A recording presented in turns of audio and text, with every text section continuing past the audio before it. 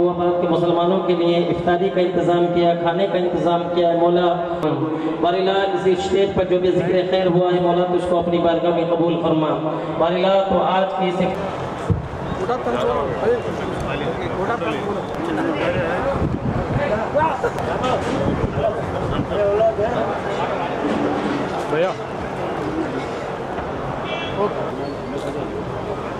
అందరికీ నమస్కారం అస్సలాము అలైకుం।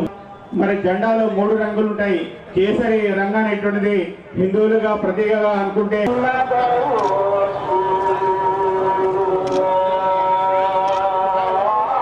యువతకు స్ఫూర్తి అయ్యే విధంగా కబ్రస్థాన్ని స్వచ్ఛందంగా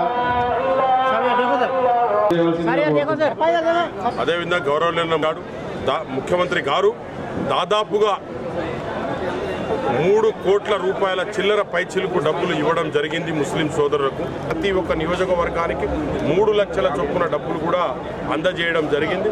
కాబట్టి ముస్లిం సోదరులందరూ కూడా పెద్దలు, చిన్న పెద్ద, అక్క చెల్లెలు అందరూ కూడా పండుగలు ఇది పెద్ద పండుగగా భావించి మీరందరూ సంతోషంగా ఉండాలని।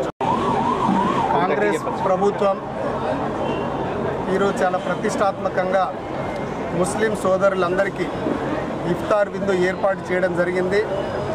ఇఫ్తార్ విందు ప్రతి సంవత్సరం జరుపుకుంటూ ఉంటారు। ఈ సంవత్సరం కాంగ్రెస్ ప్రభుత్వం ముస్లిం మైనారిటీ సోదరులకు ప్రతి నియోజకవర్గానికి 3 లక్షల రూపాయలు ఈసారి ఈ విందుకు సందర్భంగా మనకు 3 లక్షల రూపాయలు ఇవ్వడం జరిగింది। ఉపవాస దీక్షలు, ఇఫ్తారు మొత్తం మత సామ్రాజ్యానికి ఒక ప్రతీక।